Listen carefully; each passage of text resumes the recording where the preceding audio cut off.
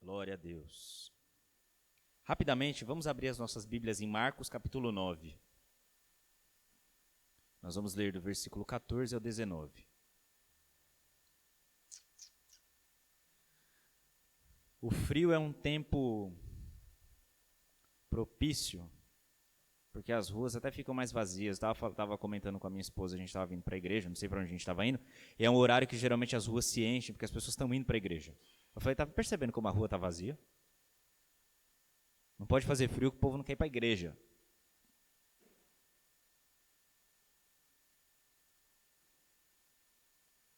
Ou é um desânimo, é um peso, uma preguiça, sei lá, que toma conta do corpo mesmo da gente, que tentar nos derrubar. E aí a gente fica igual Sansão, né? Que nós acabamos de ler o texto aqui. Vamos entregar as nossas forças para que o diabo tome tudo. Irmãos, vir para a igreja é muito importante. E se você está ouvindo isso da sua casa, saiba disso. É uma ordenança bíblica que nós nos congreguemos. Ah, mas eu resolvi desigrejar. Então você não faz parte da igreja. Não vou nem discutir com você. Desigrejou, não vou fazer discussão com você. Porque você já não entende o princípio básico da Bíblia que nos diz que nós devemos congregar. Saia da sua casa e venha para a igreja. Quarta, domingo, venha nos cultos. É o básico. Vir no culto é o básico. Aí depois a gente começa a entrar nas reuniões de oração. Está tendo ensino toda terça e quinta. Saia da sua casa e venha conhecer a palavra de Deus. Está sendo uma bênção tudo que nós estamos aprendendo aqui. Mas a gente vai deixando a preguiça tomar conta da gente, vai deixando o cansaço tomar conta da gente, é isso e aquilo. E a gente vai entregando, perdendo o nosso propósito, entregando tudo na mão de Dalila. Vamos deixar o nosso coração se encher da presença de Deus, amém? Versículo 14. Ao voltarem para junto dos outros discípulos, viram que estavam cercados por uma grande multidão e que alguns mestres da lei discutiam com eles. Quando a multidão viu Jesus, ficou muito admirada e correu para cumprimentá-lo. Sobre o que discutem? Perguntou Jesus. Um dos homens da multidão respondeu: Mestre, eu lhe trouxe meu filho, que está possuído por um espírito impuro, que não o deixa falar. Sempre que o espírito se apodera dele, joga-o no chão e ele espuma pela boca, range os dentes e fica rígido. Pedi a seus discípulos que expulsassem o espírito impuro, mas eles não conseguiram. Irmãos, estamos lendo um texto em que os discípulos de Jesus receberam um desafio. Se você olhar para o texto anterior, imediatamente anterior, você vai ver que Jesus estava no monte, onde ocorreu a transfiguração, e ele estava ali com Pedro, Tiago e João. Logo, só os outros 9 discípulos é que estavam lá embaixo. E um pai desesperado trouxe um menino endemoniado, o filho dele, para Jesus. Ele trouxe para Jesus. Só quando ele chegou lá, Jesus não estava. Quem estava? Os discípulos. E os discípulos, vendo aquela cena, né, do menino endemoniado, eu acredito que eles tentaram de todas as maneiras expulsar, mas eles não conseguiram expulsar o espírito impuro que estava naquele menino. E o menino rangia os dentes, e babava pela boca, e se jogava no chão. Eu acredito que o diabo, a gente sabe como ele age, começa a dar risada, enfim, caçoando. E os discípulos ali sem saber o que fazer. E eu fiquei pensando, quantas vezes nós nos deparamos com desafios que a gente não sabe o que fazer? Não sabemos o que fazer. Já tentamos de tudo e a gente fica sem saber o que fazer. A gente faz de tudo para conseguir resolver situações complicadas, difíceis, e não conseguimos. Muitas vezes a gente não consegue. Parece que não vai, parece que não engata. E eu acho mais interessante que, para piorar, os mestres da lei estavam lá. Em vez de ajudar, eles começaram a discutir. E a palavra usada para discutir aqui é a mesma que disputar sobre um determinado assunto ou questionar. Pense na situação. Os discípulos tentando resolver o problema, Jesus ausente, os mais próximos de Jesus também ausentes, porque Pedro, Tiago e João era quem Jesus sempre chamava, né? Vem mais para perto que eu quero que você veja de pertinho. E os discípulos ali, sendo questionados. Se diz, sai em nome de Jesus, o demônio fala, eu não saio. Aí vem alguém e fala, tá vendo, você não tem autoridade. Você não está jejuando, você não está orando. Sabe o que está acontecendo com você? Você não confia em Deus, é por isso que você não está conseguindo resolver. Sabe o que está acontecendo com você? É que você não tem força. Você é muito fraco.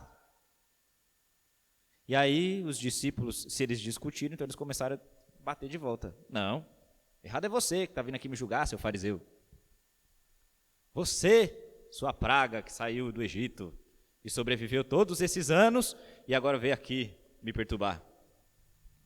E o menino lá, se debatendo, batendo na cabeça, dando risada, se jogando no chão. E aí, Jesus chega. Porque Jesus sempre chega na hora. Quando Jesus chega, pensa que estava todo mundo... Pensa que estava todo mundo fazendo um circular. E Jesus está descendo aqui. Jesus desceu, chegou, deu uma olhada, falou, misericórdia. O que está acontecendo? O que está acontecendo, Brasil? E aí todo mundo olha para Jesus e todo mundo corre para Jesus. E o menino lá. Jesus olhou.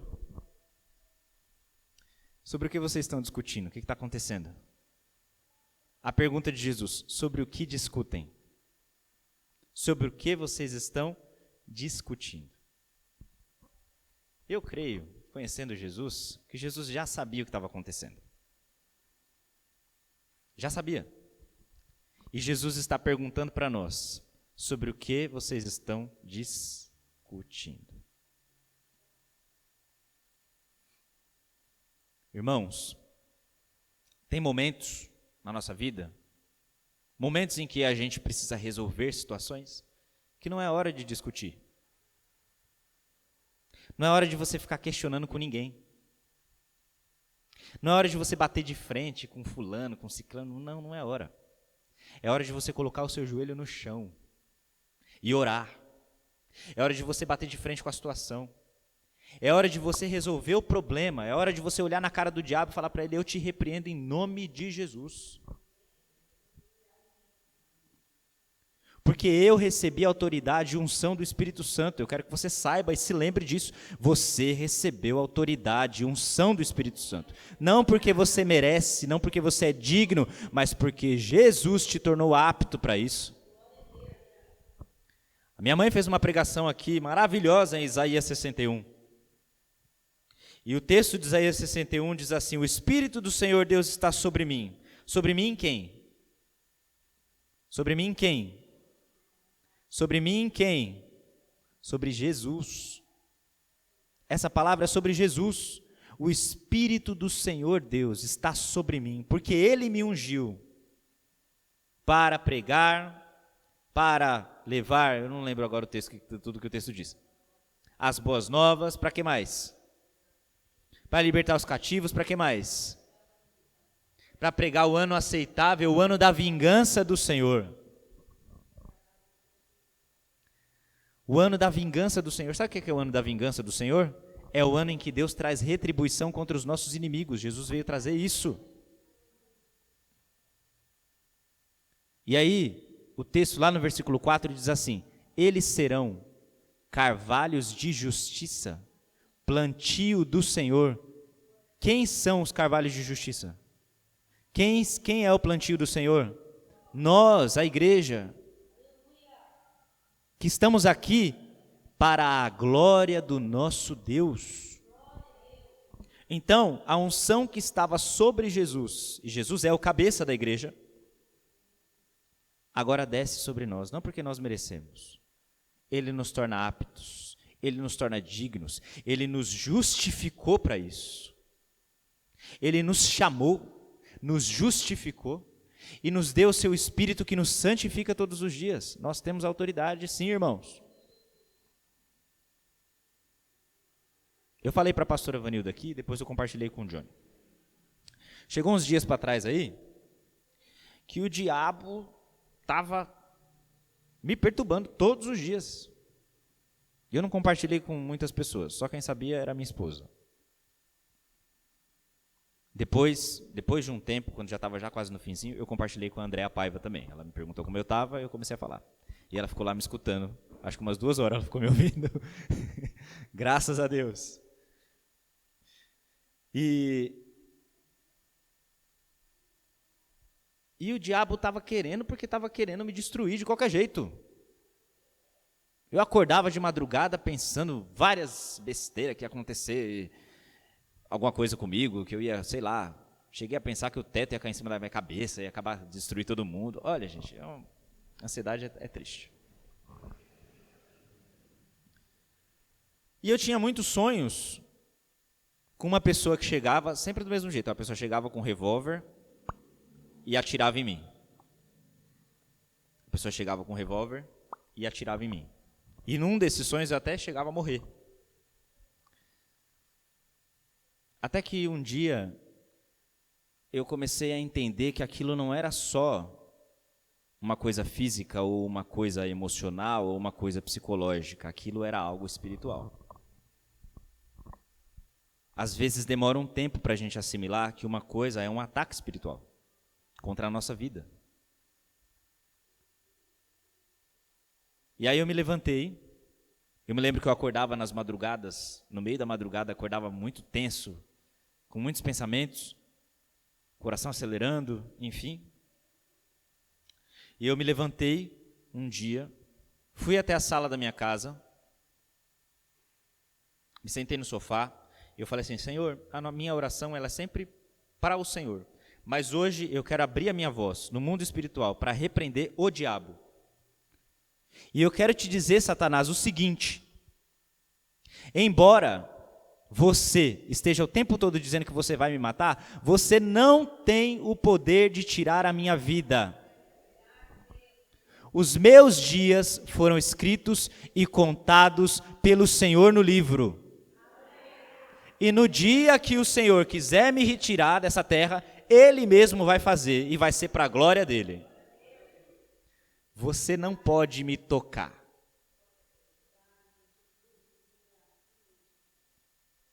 Você não pode me tocar. O diabo, irmãos, ele sabe que ele não pode matar você. Porque você está debaixo do sangue precioso de Jesus. Se você não sabia disso, eu estou te falando. Leia a Bíblia que você vai entender. O diabo não pode tirar a sua vida, a menos que você esteja na desobediência. Se estiver na rebeldia, não estiver debaixo do sangue precioso de Jesus, não nasceu de novo, não é um filho de Deus, aí o diabo pode bagunçar com você. Porque o que Deus diz para o povo, lá em Deuteronômio, acho capítulo 28? Hoje eu coloco diante de vocês a bênção e a maldição. Você pode viver na bênção se você viver na obediência, e aí a sua vida vai ser toda debaixo da bênção. Ou você pode viver na maldição se você andar na desobediência. Se você não escolheu o Senhor, se você escolheu outros ídolos para adorar, se a sua vida está voltada completamente para as coisas do mundo e não para Deus, aí o diabo pode sim tocar você. Mas do contrário, não pode. Não pode.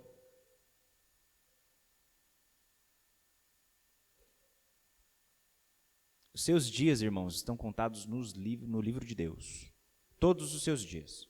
Deus fez você com um propósito, Ele te criou para a glória dEle, e Ele não vai deixar o diabo tocar com você. Mas tem uma coisa que o diabo pode fazer, infelizmente. Lançar os dardos inflamados dele contra a nossa mente e nos neutralizar. Porque ele enreda você em tanta mentira que você não consegue viver o seu propósito.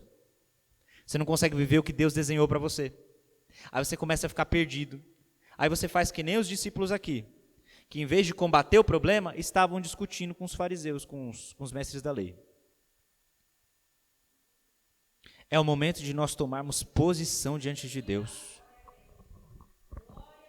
Repreender esse espírito maligno.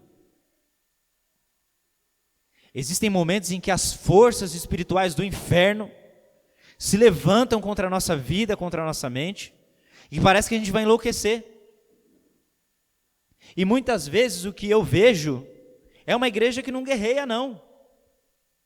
Fica aceitando. Até quando nós vamos ficar aceitando?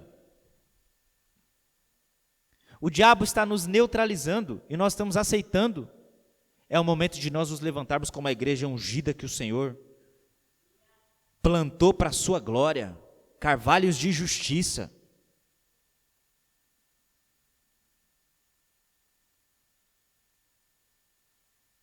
Jesus está perguntando para nós, sobre o que vocês estão discutindo? E aí o pai, algumas versões vão dizer que ele perguntou isso para os escribas, para os mestres da lei. E nem foram eles que responderam. Eles não eram tão bons? Por que eles não responderam? A gente está discutindo sobre isso. Quem respondeu foi o pai do menino. Eles não conseguiram expulsar o espírito impuro, que faz tanto mal para o meu filho.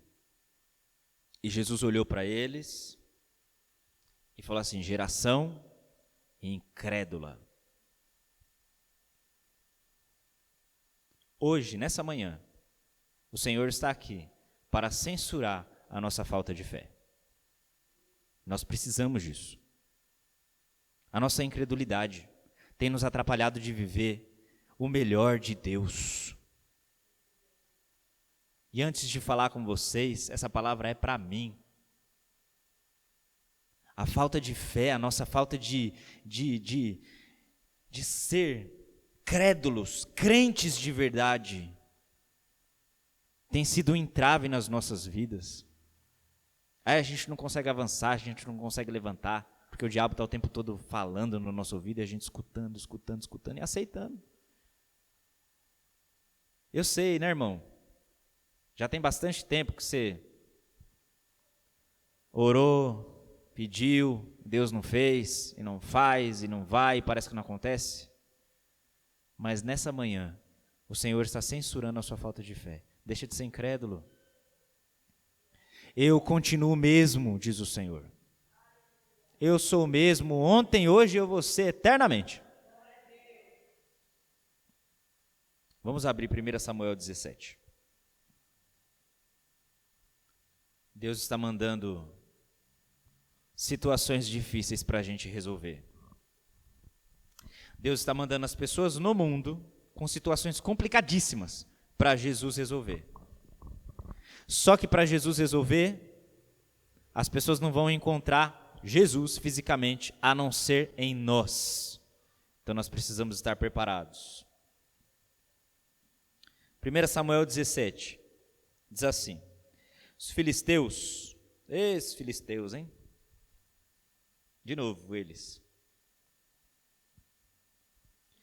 reuniram seu exército para a batalha e acamparam em Éfes-Damim, entre Socó em Judá e Azeca. Em resposta, Saul reuniu as tropas israelitas perto do vale de Elá. Assim os filisteus e os israelitas ficaram frente a frente em colinas opostas, com o vale entre eles. Então Golias, um guerreiro filisteu de Gate, saiu das fileiras do exército filisteu. Ele tinha 2,90 metros de altura. 2,90 metros de altura. Usava um capacete de bronze, vestia uma couraça de escama de bronze que pesava 60 quilos. Também usava caneleiras de bronze e carregava no ombro um dardo de bronze. Ou seja, o cara era todo no bronze. Um inimigo de bronze. A haste de sua lança era pesada e grossa, como o eixo de um tear, e a ponta de ferro da lança pesava cerca de 7 quilos. Só a ponta, hein? Seu escudeiro caminhava à frente dele. Será que ele precisava de um escudeiro? Golias parou e gritou para as tropas israelitas: por que saíram todos para lutar? Eu sou filisteu. e vocês são servos de Saul. Olha só, é o inimigo mesmo olhando para sua cara e falando assim: eu sou o diabão, e você é só você. Da igrejinha lá do Villagers. Escolha um homem para vir aqui e lutar comigo. Se ele me matar, seremos seus escravos. Mas se eu o matar, vocês serão nossos escravos. Desafio hoje os exércitos de Israel. Mandem um homem para lutar comigo. Quando Saul e os israelitas ouviram isso, ficaram aterrorizados e muito abalados. Irmãos, primeira coisa, preste atenção.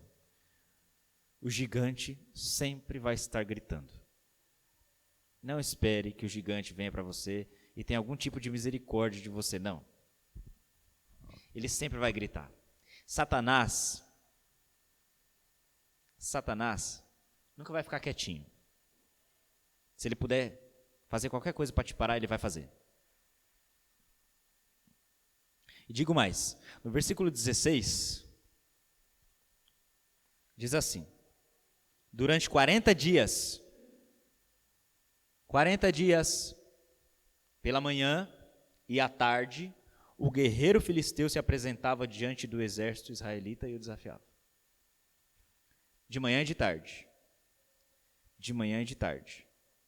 Só que com a gente vai ser um pouco diferente, vai ser de manhã, de tarde e de noite, de madrugada também. O diabo se levanta. A palavra Satanás significa acusador. Não, minto. Satanás significa adversário, opositor. Acusador é diabo. E é assim mesmo que o diabo vai se manifestar o tempo todo contra a gente, sempre se opondo. Você fala, eu vou fazer uma coisa, ele fala, você não consegue. Você fala, eu estou curado em nome de Jesus, ele fala, não, você não está não, olha aí, está doendo ainda. Você fala, eu vou vencer essa dívida financeira em nome de Jesus, mas eu vou dar o dízimo e ainda vou vencer. Ele fala, não dá o dízimo não, porque se você der o dízimo, você vai ficar sem dinheiro para pagar a sua dívida. Você fala, eu vou fazer, ele fala, você não vai conseguir, porque você não pode. Ele está contra os propósitos de Deus o tempo todo. E se você estiver vivendo no propósito de Deus, aí é que ele está contra você mesmo. Não se engane, irmão.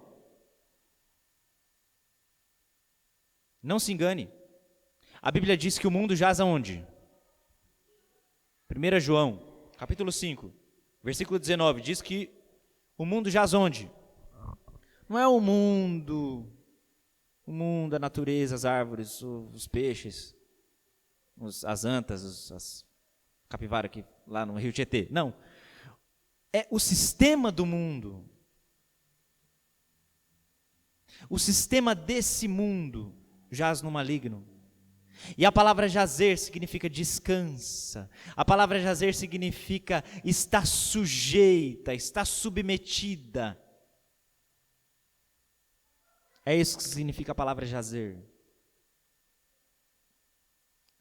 O diabo sempre vai usar o próprio sistema do mundo para nos calar, para nos parar. Quantas ideologias nós estamos vendo para calar a igreja. Quantas coisas lá do outro lado do mundo a gente vê para perseguir os cristãos, para parar a igreja. Quantas coisas a gente está vendo acontecer e avançar contra nós, de todas as maneiras possíveis e inimagináveis. A gente fica achando que algumas coisas são a nosso favor, quando na verdade elas são contra nós. Vigia, irmão, vigia, irmã. Vigia. Às vezes você está achando que uma coisa é contra, que é a favor de você, a favor da igreja, mas é contra. É contra.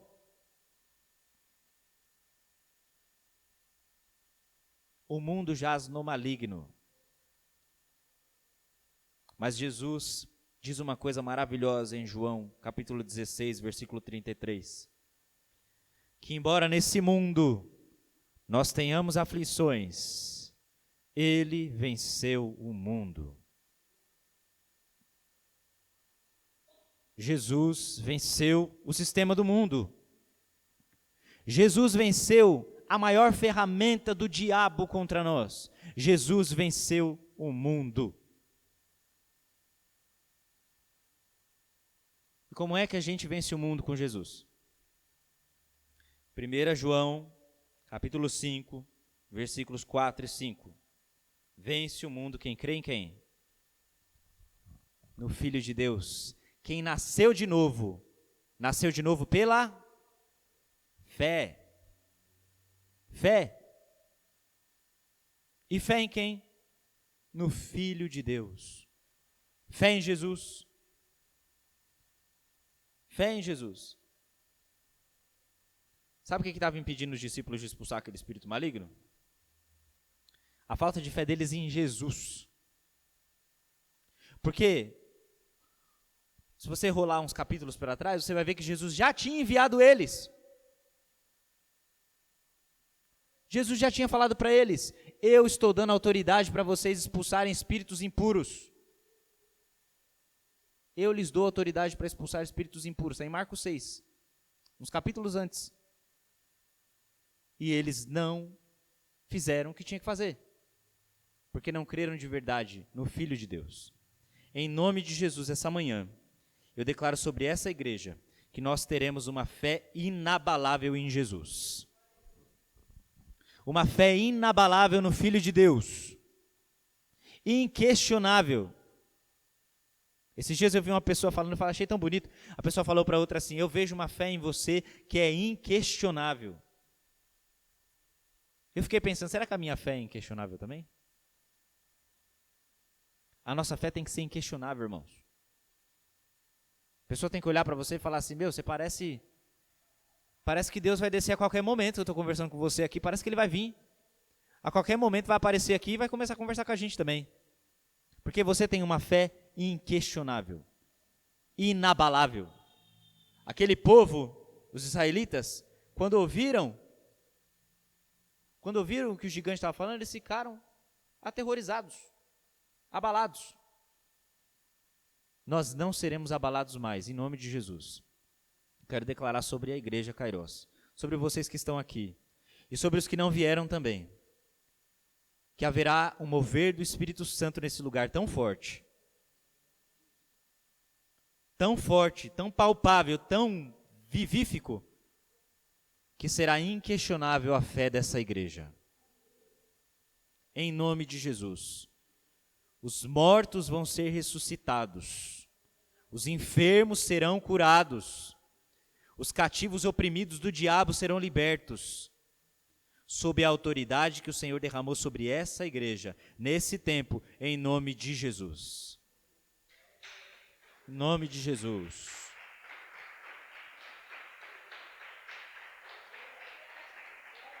Aleluia.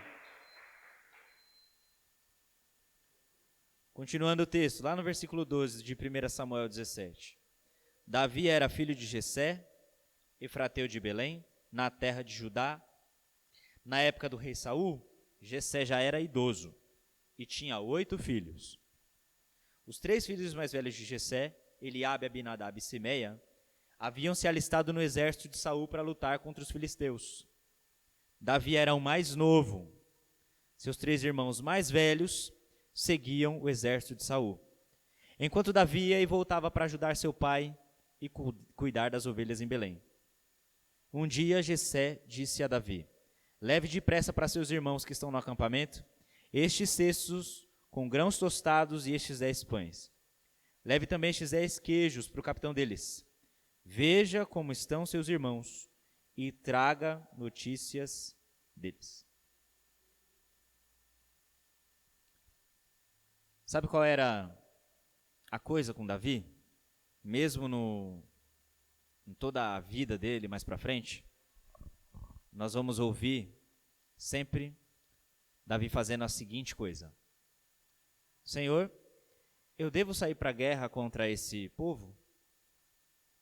Senhor, eu devo ir para a guerra contra fulano de tal, contra a nação tal, contra quem está se levantando contra a gente? Devemos sair? O que se diz sobre Davi é que Davi era um homem segundo o coração de Deus. Ele desobedeceu em 2 ocasiões. Numa pela inércia, ele pecou. Irmão, você não estava esperando que Davi fosse Jesus, né? Davi é uma pessoa e Jesus é outra. Jesus não tinha pecado, mas Davi tinha. E uma vez, quando Deus falou para ele não fazer um bendito de um censo, e ele foi e fez, mesmo assim. Já no final do reinado dele. E aí o povo pagou, né? Mas o que se diz sobre Davi é que Davi tinha um coração obediente. Você tem um coração obediente? Estou perguntando para você, você tem um coração obediente? Davi, o pai dele, falava para ele assim, vai lá e faz isso. Ele ia. Cuida das ovelhas para o pai. Cuido. O profeta Samuel está vindo de lá da cidade, tá? Todos os seus irmãos vão tomar banho, vão se arrumar, vão ficar bem bonitinhos, todos eles bem cheirosos, esperando o profeta chegar aqui, que eu não sei o que ele quer. Mas você vai ficar lá na rebanho cuidando das ovelhas, tá bom, pai? Mas eu não vou poder ver o profeta, não? Não, você vai ficar lá. E Davi ficou lá. Ó, meu filho, é o seguinte, seus irmãos estão lá no campo de batalha. Não sei quanto tempo demorava para chegar lá.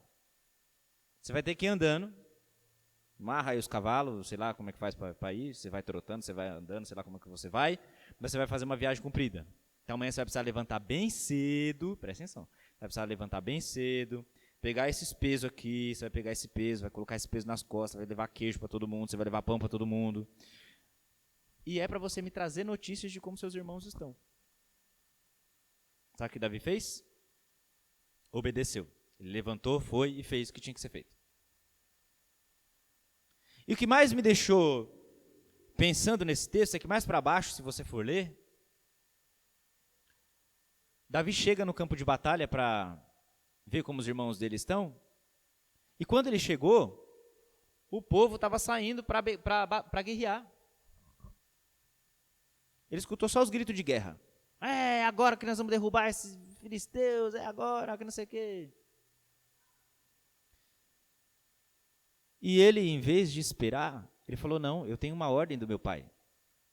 O meu pai falou para mim, traga notícias dos seus irmãos.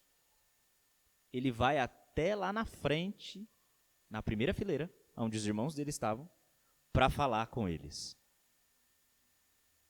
Irmãos, nós precisamos aprender a ter um coração obediente até o fim. Precisamos aprender a ter um coração obediente até o fim. Jesus teve um coração obediente até o fim. Jesus amou os discípulos porque era a missão dele até o fim. O crente em Jesus, o verdadeiro cristão, aquele que segue o Senhor, ele sabe que Deus não tem prazer em quem retrocede. Deus não tem prazer em quem retrocede. O justo vive pela fé. Lá em Hebreus 10:38 nós vamos ver isso. Mas se ele se retroceder, mas se ele se afastar, a minha alma não terá prazer nele, diz o Senhor. Davi pensou, se meu pai me mandou aqui, eu tenho que obedecer até o fim. Jesus pensou, se meu pai me mandou aqui, eu vou obedecer até o fim. E a gente, muitas vezes, não tem a mesma postura de Jesus. Ah, não, esse problema não é meu, não vou resolver isso não, quero saber disso não. Não, irmão, mas é você que está aí. Não, mas eu não vou. Não, pode, sai fora. Estou fora. Em nome de Jesus, que os nossos corações estejam obedientes diante de Deus. Que os nossos corações estejam obedientes diante do Senhor. Eu sei que é difícil às vezes você escutar algumas coisas e permanecer firme. Suportar, aguentar. Mas você vai ficar fiel até o fim, irmão, em nome de Jesus. Você não vai ser desobediente, você não vai desobedecer, você vai obedecer. E caminhar pela unção do Espírito Santo que foi derramado sobre a sua vida. Davi, uns episódios antes, tinha sido ungido pelo profeta Samuel, rei de Israel. Ninguém sabia, a não ser a família dele, ele e o profeta, e as pessoas que estavam ali naquele momento. Ninguém sabia. Mas ele recebeu a unção do Espírito Santo. Porque Deus olha para o coração. Se você tem um coração que muitas vezes quer se rebelar, sujeite isso ao Senhor hoje. Em nome de Jesus. Submeta o seu coração a Cristo nessa manhã. Para ser obediente. Porque corações obedientes irão derrubar gigantes. Corações que obedecem irão derrubar gigantes. Deus tem falado ao seu coração. Essa semana eu tomei uma chapuletada tão forte, que eu falei, Deus está falando, e eu estou aqui, esperando o quê? Eu estou falando para vocês algo que aconteceu comigo. Deus levantou uma pessoa para vir falar comigo essa semana. E a pessoa me falou, e eu falei, obrigado por você ter dado esse tapa na minha orelha, que me fez acordar. E eu quero submeter o meu coração para obedecer a Cristo, porque eu sei que o que Deus vai fazer é gigante, é maravilhoso. Às vezes você está segurando uma situação, irmão, preste atenção nisso. Davi deixou o rebanho, a responsabilidade dele era cuidar daquele rebanho. Mas para obedecer o pai dele, ele deixou o rebanho com outro pastor. E foi fazer o que o pai dele falou. Vai chegar um momento que você vai ter que se livrar de algumas coisas que estão impedindo você de viver o propósito de Deus para a sua vida. Você vai ter que deixar algumas coisas de lado para viver o que Deus quer que você faça. Deixa esse rebanho aí com outro pastor para cuidar. Deus já levantou uma pessoa, às vezes, para cuidar para você, para que você possa obedecer em tudo aquilo que Deus quer que você faça nesse tempo. Não deixe as coisas, as situações ao redor te impedirem. Amém? Vamos continuar. Versículo 21. Logo filisteus e israelitas estavam frente a frente, exército contra exército. Davi deixou suas coisas com o responsável pelos suprimentos e correu até a frente de batalha para saudar seus irmãos. Ou seja, ele foi lá fazer o que o pai dele falou. Enquanto falava com eles, o que aconteceu? Golias, o guerreiro filisteu de Gate, saiu das fileiras do exército filisteu. E Davi ouviu gritar seu desafio habitual. Quando os israelitas viram Golias, começaram a fugir apavorados. Vocês viram aquele homem? Perguntavam uns aos outros. Ele sai todos os dias para desafiar Israel. O rei ofereceu uma grande recompensa para quem o matar. Dará uma de suas filhas como esposa e isentará toda a família dele de pagar impostos. Então Davi perguntou aos soldados que estavam por perto: o que receberá o homem? Peraí, não, eu escutei direito? O que receberá o homem que matar esse filisteu e acabar com as suas provocações contra Israel? O que é mesmo que ele vai receber? Não entendi, peraí. Fala de novo. Aí ele já lança o desafio logo na sequência. Quem é esse filisteu incircunciso para desafiar os exércitos do Deus vivo? Aí os soldados repetiram o que tinham dito e confirmaram. É isso aí mesmo que você ouviu. Não vai precisar mais pagar imposto nenhum. Esquece, imposto de renda, INSS, você paga lá no coisa, esquece, não vai pagar mais nada. Fica livre. E ainda vai casar com a filha do rei. Quando Eliabe, irmão mais velho de Davi, ouviu falando com os soldados, ficou furioso. Aí o diabo já saiu do Golias e entrou no irmão dele. Já manifestou. Perguntou: o que você está fazendo aqui? Não devia estar tomando conta daquelas poucas ovelhas? Hein, seu pastorzinho de Araque? Conheço sua arrogância, suas más intenções. Você quer apenas ver a batalha, né? Aí Davi falou para ele: o que eu fiz? Só fiz uma pergunta. Aí foi até outros soldados, ele ficou mesmo pensando, falando: gente, não acredito que ninguém tá... Fez a mesma pergunta e recebeu a mesma resposta. Enquanto isso, alguém foi lá dizer para o Saul o que o Davi tinha dito. E o rei mandou chamar ele. Olha, gente, para uma pessoa que crê uma dificuldade se torna uma possibilidade. Naquele episódio que nós acabamos de ver dos discípulos não conseguindo expulsar o espírito impuro, o pai do menino olha para Jesus e fala: Jesus, você consegue resolver? Você pode resolver? Jesus fala para ele assim: se eu posso, tudo é possível ao que? Tudo é possível ao que crê. Ah, mas a pessoa nasceu assim. É possível, viu? Satanás. Porque o diabo jogou agora uma seta diferente. Não, coisas que nasceram vai continuar assim, né? Nasceu torto, caráter torto, já era. Tudo é possível ao que crê.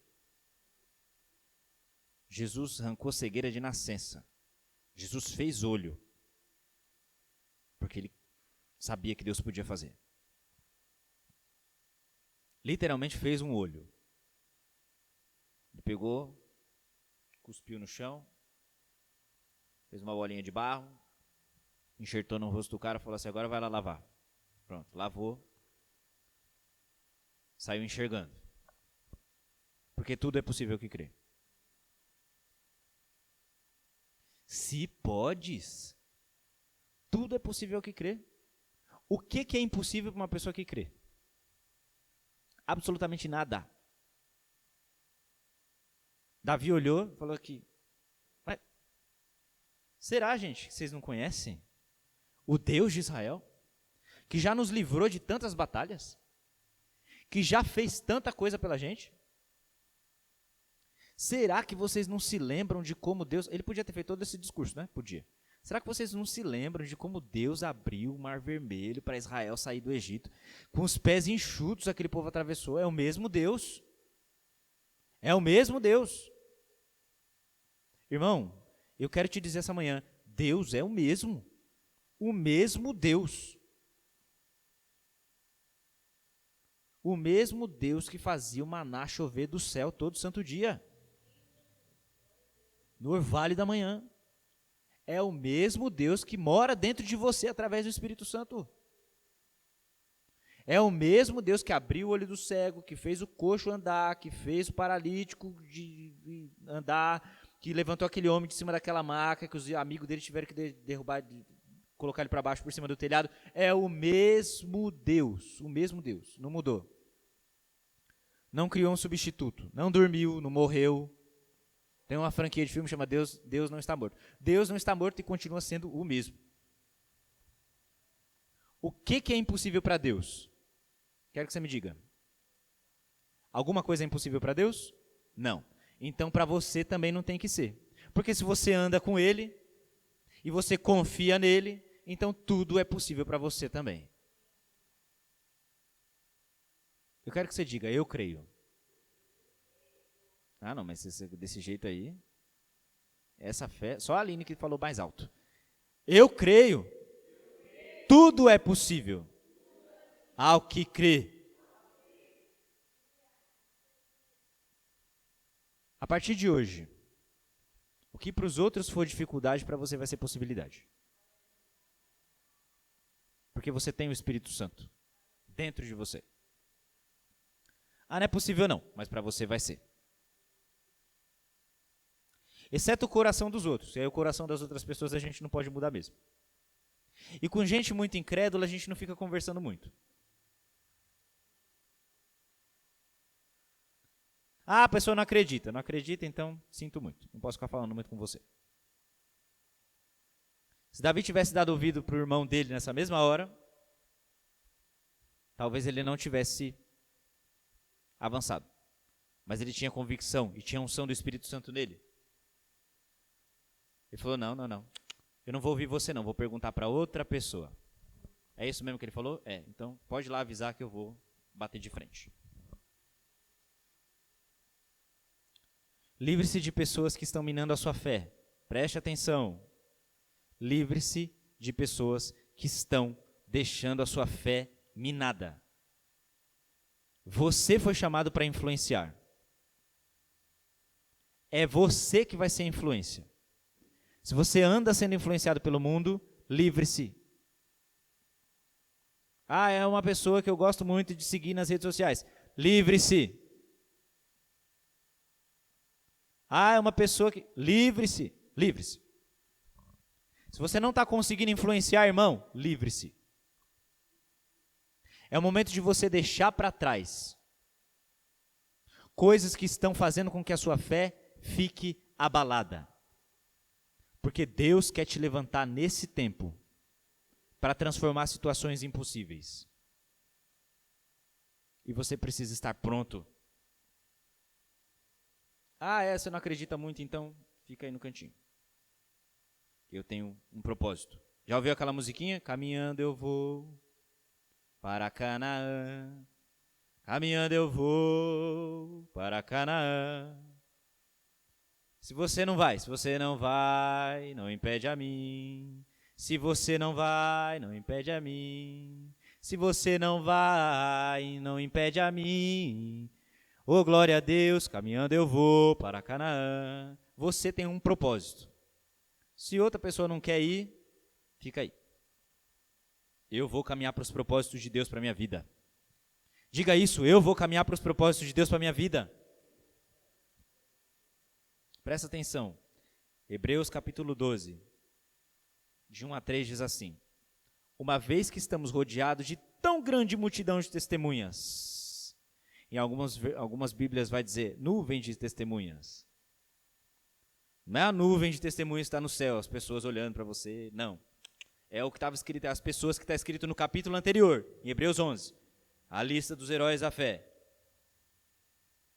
Livremo-nos de todo o peso que nos torna vagarosos e do pecado que nos atrapalha. E corramos com perseverança a corrida que foi posta diante de nós. A pastora Vanilda fez uma pregação aqui uns domingos atrás. Você tem um prêmio para alcançar. Quem tem um prêmio para alcançar, corre a corrida, porque você corre para ganhar. Você não corre para, não, eu vim para participar. Sabe aquelas pessoas que eu vim só para participar? Não, eu vim para ganhar. O importante é participar. Para a gente não tem isso. Para nós não tem isso. Nós estamos aqui para ganhar o prêmio.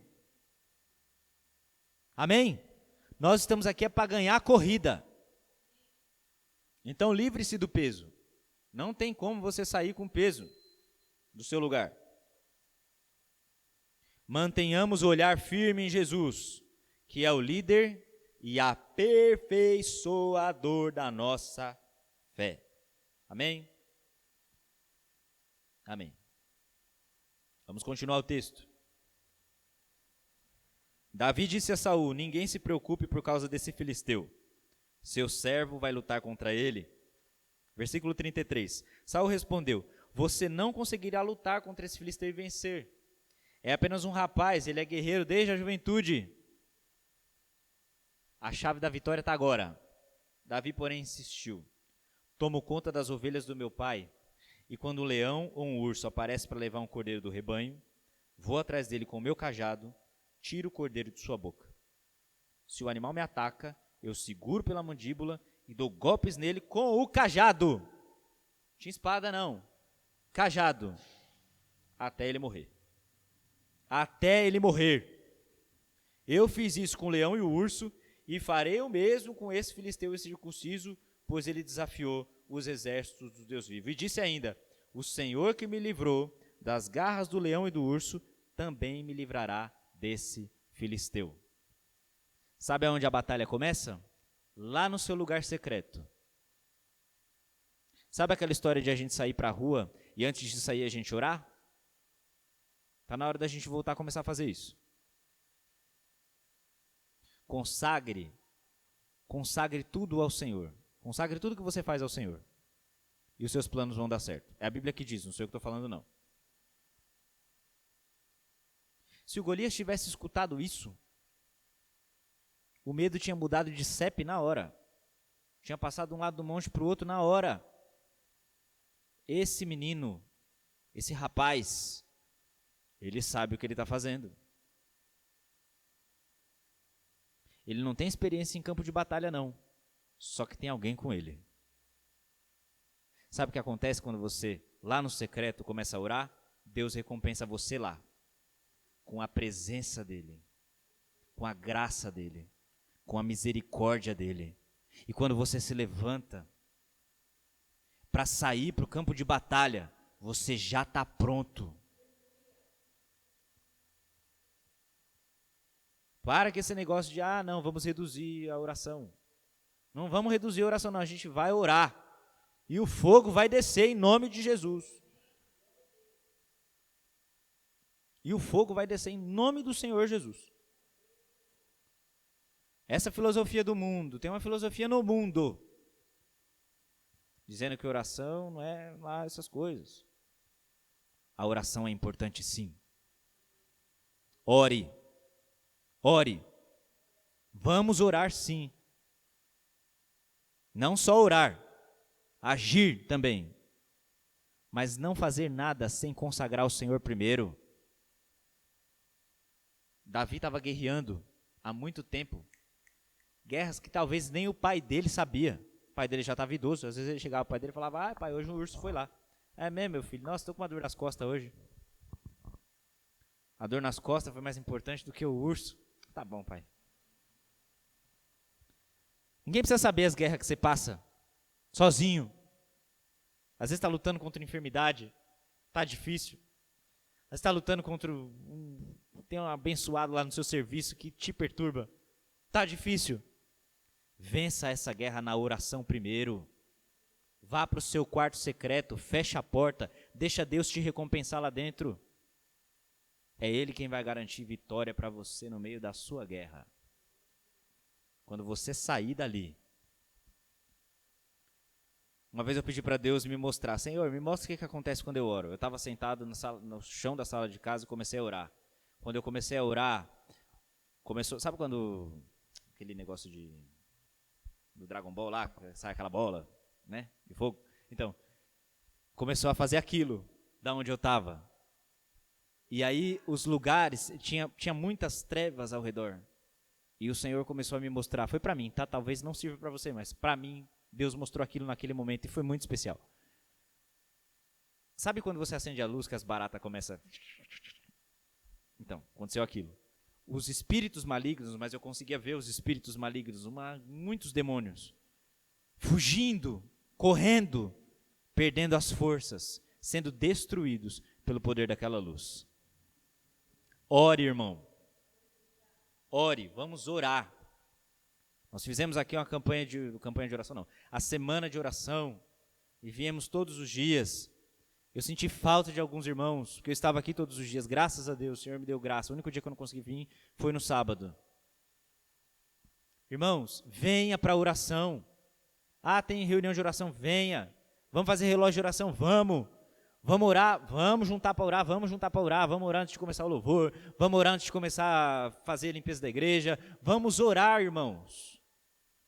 Porque essa batalha é a primeira batalha que a gente tem que vencer. Sabe qual é que a gente vence na oração?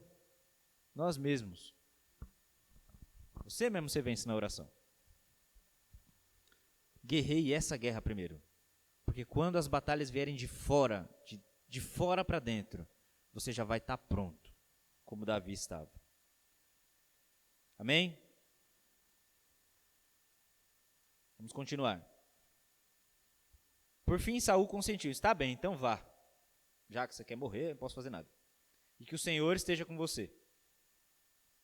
Então Saul deu a Davi sua própria armadura, incluindo uma couraça e um capacete de bronze.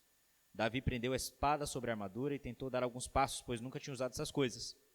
Não consigo andar com tudo isso, pois não estou acostumado. Disse a Saul e tirou a armadura. Pegou 5 pedras lisas de um riacho e as colocou em sua bolsa de pastor. Armado apenas com seu cajado e sua funda, foi enfrentar o filisteu. Irmãos, descomplica.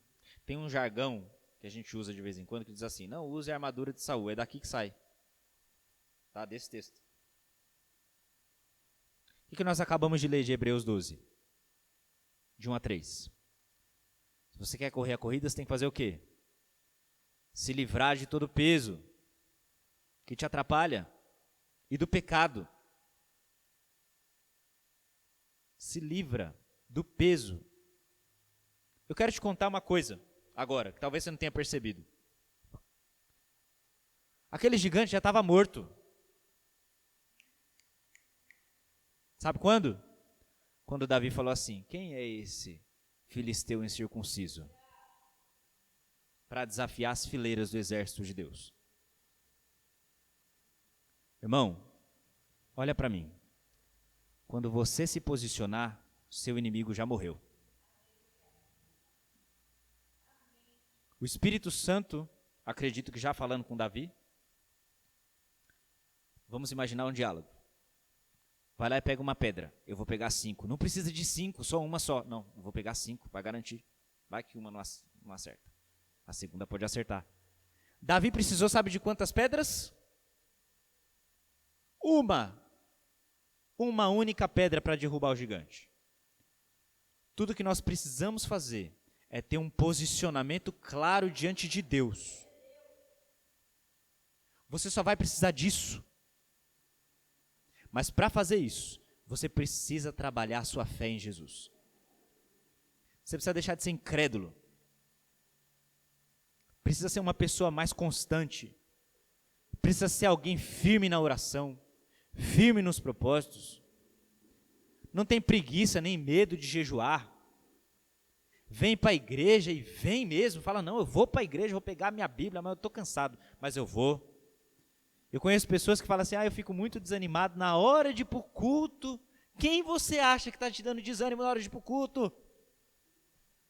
Deus. O Espírito Santo mandou um anjo lá para falar, fica em casa hoje, meu querido. Se aparecer um anjo do céu na sua casa, pregando outro evangelho diferente, pode amaldiçoar. Tem momentos que a gente vai precisar realmente descansar, mas não toda vez. É uma vez ou outra.